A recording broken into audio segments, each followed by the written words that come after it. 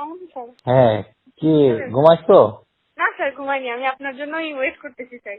আচ্ছা, তাহলে বলো। তারপরে বাসায় আসতে অবশ্য আমি বাইরে ছিলাম। স্যার খেয়েছেন স্যার? হুম। স্যার কথা তো বলবো স্যার, ভয় লাগতেছে কথা বলতে। বলো, অসুবিধা নেই। স্যার ওই যে আমাদের আমি স্যার এটা টোটালি হ্যান্ডেলিং আমি করি না, প্রথম থেকে আমি করি না।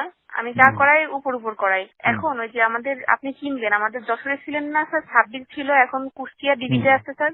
হুম এখন ও তো আমাদের যশোরের ডিবিতে আসতে যাচ্ছে।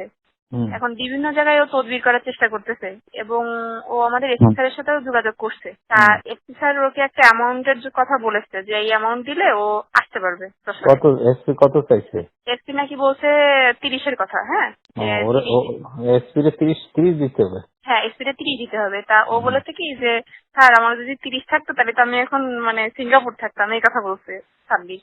হুম। সাব্বির অনেক কান্নাকাটি করতেছে, সেরপরে বলছে যে আমার স্যার একটু যদি 15 মধ্যে করে দিতে পারতেন, এই কথা নাকি আমাদের এসপি স্যারকে বলেছে, আনিস স্যারকে।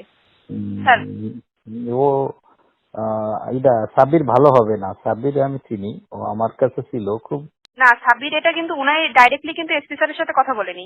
এটা হ্যাঁ একজনের মাধ্যম দিয়ে বলানো হয়েছে। সে আবার আমার চাচা হয়, বুঝছেন। তার সাথে আবার হ্যাঁ। আমাদের আনিস স্যারের সম্পর্ক ভালো। তা সে বলছে কি যে ভাই আপনি তাহলে একটু যদি আনিস স্যারের সাথে কথা বলে দেখেন যে আমার যদি আনতে পারে তাহলে কেমন কি হয়। তা তখন সে না বলছে ঠিক যে আছে, সাব্বির ও ও ডাইরেক্টলি এখনো কথা বলেনি। এটা ডাইরেক্টলিও অসুবিধা, আর ও আনিসকেও পারবে না। ও আনিস থাকতে আসতে চায় না, আর আনিসকে পারবে না। আনিসকে 30 লাখ টাকা দিলে ও কোথা থেকে কি করবে?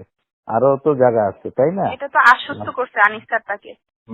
আনিস বলছে যে এত দিলেই আসতে পারবে। আসে এত হ্যাঁ, দিলেই আসবে কিভাবে? এটা ডিআইজি না, ডিআইজি পোস্টিং না দিলে তো আসতে পারবে না। হ্যাঁ, এখন তারপরে আমি তো চাচারে বলছি যে আমি মনির হুম। স্যারের কথা তো স্যার আপনাকে বলছি যে ওনার হ্যাঁ। ওনার উনারটাই রাখবো, আপনাকে আমি কোথাও আমি ছোট হইতে দিব না। একই কথা। এসপি যদি 30 নেয়, ডিআইজি নেবে কত? না, এটা ডিআইজি তো তো তার বক্তব্য।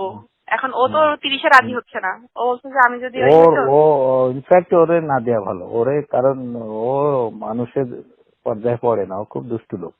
ও ওই এটা জায়গায় বসে আমিও জানি স্যার। ভালো কামাই করতেছে, ভাগ দেওয়া লাগতেছে না, ও দিয়ে ওর ভালো। এখানে এসে ও এসপিরেও জানাবে না কিছু, পয়সা দিয়ে গেলে ডিআইজিরও জানাবে না, অতএব ও দুষ্টুমি করবে। ও আচ্ছা। ও জায়গা যাওয়ার লোক আছে। ও আচ্ছা, হ্যাঁ ও তো আসতে চাচ্ছে স্যার। ও হলো মুক্তিযোদ্ধার সন্তান প্লাস আওয়ামী লীগের লোক। আর সাব্বির স্যার তো স্যার, আমরাও চাই তোফায়েল ভাই আসুক। স্যার আমরাও চাই। তোফায়েল দাও। তোফায়েল ভালো ছেলে, প্লাস সাপোর্ট দেওয়া। তোফায়েল আমার সাথে আছে, ওই এসপিরে বলে ওদের করা যাবে। তারপরে কোথায় কারো কি শালা এনে কেন করবে? এটা তো তুমি ভালো থেকো, স্যার তোমার সাথে কথা বলে আমারও ভালো লাগে।